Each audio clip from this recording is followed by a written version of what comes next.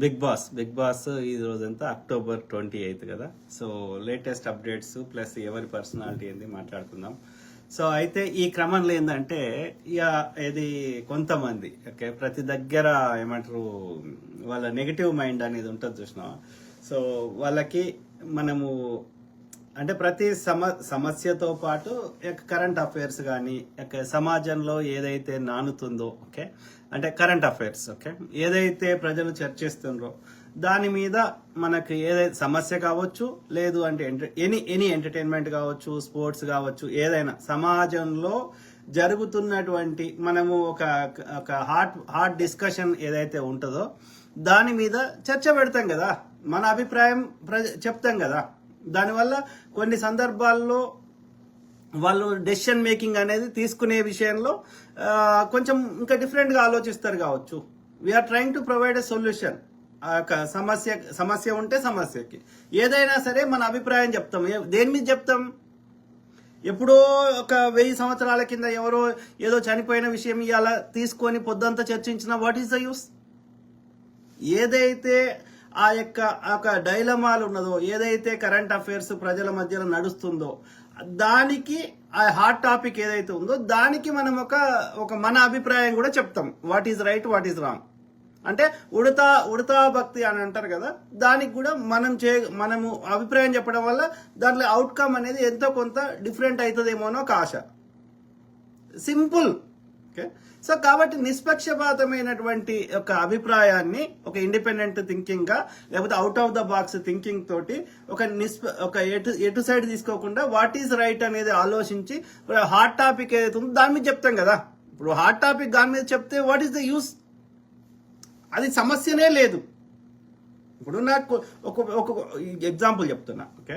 So ఒక కొడుకు మంచిగా చదువుకుంటుండు, ఒక బిడ్డ కానీ కొడుకు కానీ చదువుతలేడు. ఇప్పుడు నేను నా టైము నా యొక్క తెలివితేటలు ఎవరి మీద వాడాలి? మంచిగా చదివిన మీద నేను అవసరం లేదు అక్కడ. బట్ మంచిగా చదువుకుంటుండు వాడు, ఈజ్ గుడ్ ఇన్ ఎవ్రీథింగ్.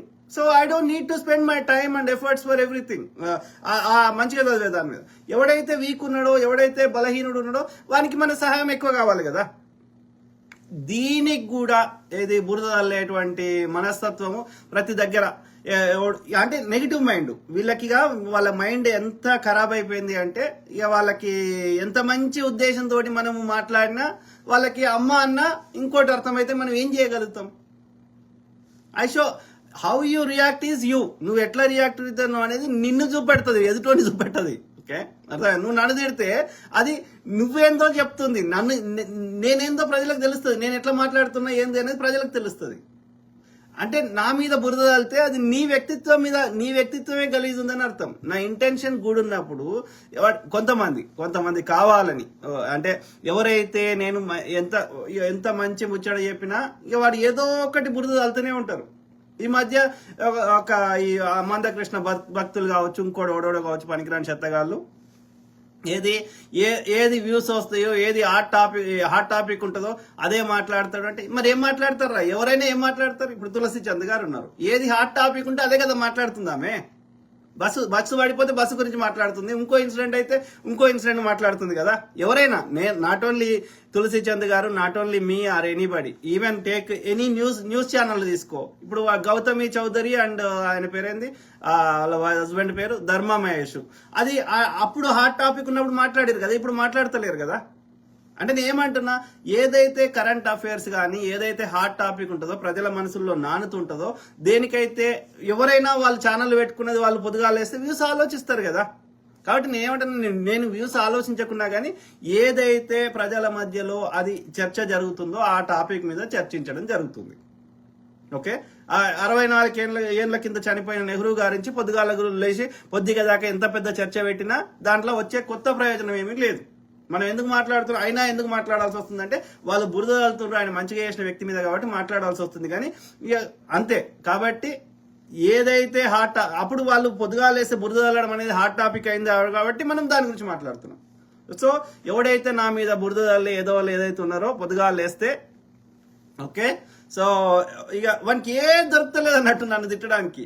కాబట్టి ఏదైతే ఆ టాపిక్ మాత్రమే ఆయనకు గొప్ప గొప్ప చెప్పు ఆయన ఏమంటారు వ్యూస్ రావడానికో, లేకపోతే ఆయన గొప్ప వాళ్ళని తిడితే ఆయనకు వ్యూస్ వస్తాయి, ఆయన గొప్పోడు అవుతాడు.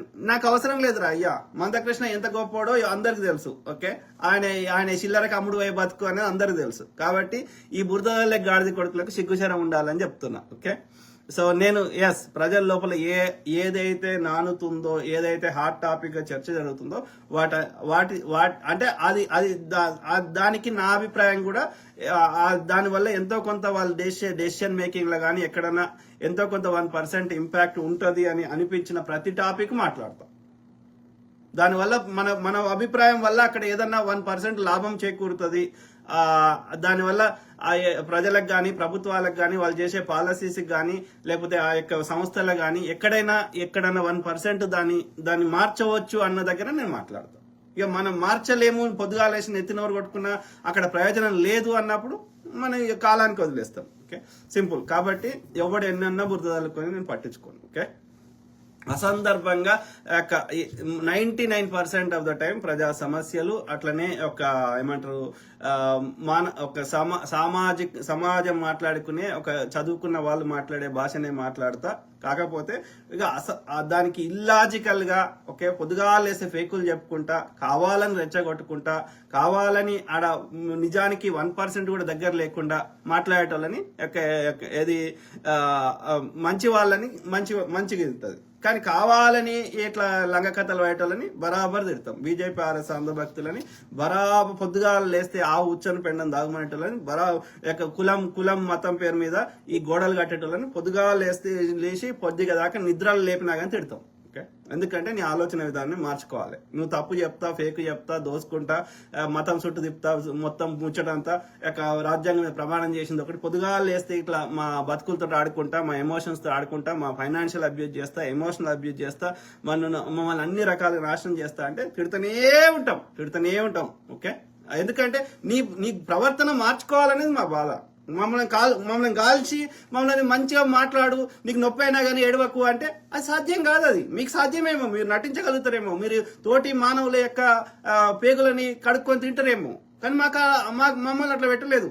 మిమ్మల్ని బ్రహ్మ సృష్టించిన అట్లా సృష్టించిండేమో, కానీ మాకు మా అమ్మ సృష్టించింది, మా అమ్మ అట్లా సృష్టించలేదు. మా భూమాత సృష్టించింది, మాకు అట్లా ఏలేదు. మా మాత మీ మాత ఎట్లా పుట్టిందో, మీ బ్రహ్మ ఎట్లా పుట్టిండో, వాడవాడికెళ్ళి పుట్టిండో మాకు తెలియదు. కాబట్టి నీ గుణాన్ని మేము దుర్మార్గులను తిడుతూనే ఉంటాం. 90% మంది మంచి వాళ్ళు ఉంటారు, వాళ్ళని గౌరవిస్తాం. సింపుల్. ఓకే, సో ఆ క్రమంలో మనం ఏం టాపిక్ వద్దాం. సో అయితే ఇక్కడ ఈ లేటెస్ట్ అప్డేట్స్. సో ఇంకా ఎవరు రీఎంట్రీ అవుతారు అనేది ఇంకా ఫైనల్ కాలేదు. సో ఇంకా వారం రోజులు ఏవో గేమ్లు పెట్టి అప్పుడు డిసైడ్ చేస్తారంట. కానీ నాకైతే ఆనెస్ట్ ఇప్పుడు కాదు, నాట్ ఓన్లీ నౌ, డే 1 నుంచి కూడా టాప్ 5 లో ఉండాల్సిన క్యాండిడేట్ శ్రీజ దమ్ము. ఓకే, ఆమె చూడ్డానికి చిన్నగా ఉంది కానీ ఫిజికల్ టాస్క్లు బాగా ఫస్ట్ నుంచి ఆడింది. ఓకే, సో ఆడపిల్ల మిగతా అమ్మాయిలో ఆంటీలో ఇక వాళ్ళని ఏమంటారు, సంజన గారు అని ఆంటీయా అమ్మాయా నాకు తెలియదు. మా దివ్యల మాధురి ఆంటీయా అమ్మాయో ఇక మీరే చెప్పాలి. సో ఈవెన్ తనుజ కూడా ఆమె చిన్నపిల్ల ఏం కాదు, ఆమె చిన్నపిల్లలాగా నటిస్తుంది. కానీ 33 ఏళ్ళు ఆమెకు. తనుజ గౌడ పుట్టస్వామి ఇంటి పేరు గౌడ, మరి మిడిల్ నేమ్ అనుకుంటా. సో తనుజ గౌడ పుట్టస్వామి 33 ఏళ్ళు. ఓకే, చిన్నపిల్లలు అంటే వీళ్ళందరూ. ఈ శ్రీజకు కూడా అరౌండ్ 25-26 ఉండొచ్చు. సో ఈమె కళ్యాణ్ పడాల 23, డెమాన్ కూడా ఇంచుమించు 25 అట్లా ఉండొచ్చు.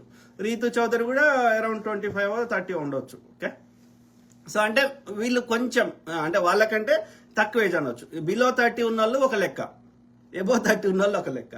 సో కాబట్టి భరణి గారు, తర్వాత ఎవరు ఇమాన్యుయల్ కూడా అరౌండ్ 30 ఉన్నట్టున్నాడు. సో ఈ సుమన్ శెట్టి ఆయనకు పెళ్లి అయిపోయింది, పిల్లలు కూడా ఉన్నట్టున్నారు. సో ఈ క్రమంలో ఆ 30 ఎబో బ్యాచ్ ఒక థాట్ ప్రాసెస్ ఉంటుంది, బిలో 30 ఉన్న వాళ్ళది ఒక థాట్ ప్రాసెస్ ఉంటుంది, ఆలోచన విధానం. ఆ మెచ్యూరిటీ లెవెల్స్ కానీ, ఆ రెస్పాన్సిబిలిటీస్ కానీ, సమాజాన్ని ఎక్కువ మంది దెబ్బలు తిని సమాజంలో ఎవరేంటిదో తెలుసుకొని, అంటే ఎబో 30 ఉన్న వాళ్ళు కుట్రలు కుతంత్రాలు ఎక్కువ చేయగలుగుతారు. బిలో 30 ఉన్న వాళ్ళు రిలేటివ్లీ అందరు మంచోళ్ళు అన్న స్వభావం ఉంటుంది. అంటే మనము లైఫ్ ని ఎక్కువ చూడలేదు కాబట్టి, ఎక్కువ దెబ్బలు తినలేదు కాబట్టి అందరు మంచోళ్ళని అనుకుంటాం సమాజంలో. కాబట్టి ఎబో 30 ఉన్న వాళ్ళ యొక్క గేమ్స్ కానీ కుట్రలు కానీ కుతంత్రాలు కానీ వాళ్ళు చేసేది డిఫరెంట్ ఉంటుంది, బిలో 30 ఉన్న వాళ్ళది డిఫరెంట్ ఉంటుంది. ఓకే, ఆ ఇమ్మెచ్యూరిటీ ఎక్కువగా ఉంటుంది బిలో 30 ఉన్న వాళ్ళకి. అందరు మంచి వాళ్ళు అనుకుంటాం. Okay, simple. సో ఆ క్రమంలో ఏది యొక్క శ్రీజ ఎవరి రీఎంట్రీ అయితే అవ్వాలి అని కోరుకుంటుంది అయితే శ్రీజాదం. ఎందుకంటే నేనేం ఆలోచిస్తా, నాకు భరణి అభిమానం ఉండొచ్చు, ఇంకోరు అభిమానం ఉండొచ్చు, దానికి వాళ్ళ సినిమా. ఇప్పుడు చిరంజీవి గారు ఉన్నారు, చిరంజీవి గారు బ్రేక్ డాన్సులు ఇంకో డాన్సులు అంతకుముందు ఉన్న ఎన్టీఆర్ వాళ్ళ పాత తరం హీరోలతో పోలిస్తే ఈయన వచ్చినప్పుడు ఆ బ్రేక్ ఆ స్టీరియో టైప్ ను తీసేసి మాకు డిఫరెంట్ టైప్ ఆఫ్ ఎంటర్టైన్మెంట్ ఇచ్చినప్పుడు ఆయన మీద ఒక అభిమానం ఏర్పడవచ్చు. దట్ డస్ నాట్ మీన్ ఆయన ఎవరన్నా పాపులర్ అయినరు అంటే they are good at something. ఎందులో కూడా ఏ రకమైన టాలెంట్ లేకపోతే వాళ్ళు పాపులర్ కారు. ఓకే, అంటే సంబడి పాపులర్ సెలబ్రిటీ అయినరంటే they are good at something. వాళ్ళు క్రికెట్ కావచ్చు, సినిమా కావచ్చు, యాక్టింగ్ కావచ్చు, పాటలు కావచ్చు, డాన్స్ కావచ్చు, something. Okay, that does not mean they don't assume that they are good at everything. మన దగ్గర వచ్చిన దరిద్రం ఏంటంటే వాడు ఎవడో ఏదో రంగంలో టాలెంట్ ఉండి వాడు పాపులర్ అయిండు, సెలబ్రిటీ అయిండు అంటే ఇక వాడిని పర్ఫెక్ట్ దేవుడు అనేస్తారు. దేవుడు అంటే ఏంది? వాడు అన్నిట్లలో perfect. What is God? He knows everything, he is good at everything. ఆయనకు అన్ని తెలుసు, సర్వాంతర్యామి. అంటే ఇక ఆయనంత తెలివిమంతుడు ఇంకోరు లేడు. ఆయన ఏదైనా చేయగలుగుతాడు, ఆయనకి ఒక్క లోపము ఉండదు. వాడే కదా దేవుడు అంటే.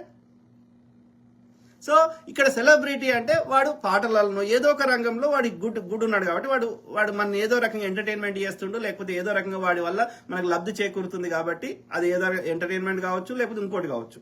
సో కానీ దానివల్ల మన దగ్గర ఒకటి మంచిది ఉంటే మన దగ్గర 10 మంచిగా ఉంటే 4 చెడ్డ ఉండే అవకాశం ఉంటుంది కదా. వానికి కూడా ప్రతి ఒక్కరికి లోపాలు ఉంటాయి కదా, రైట్?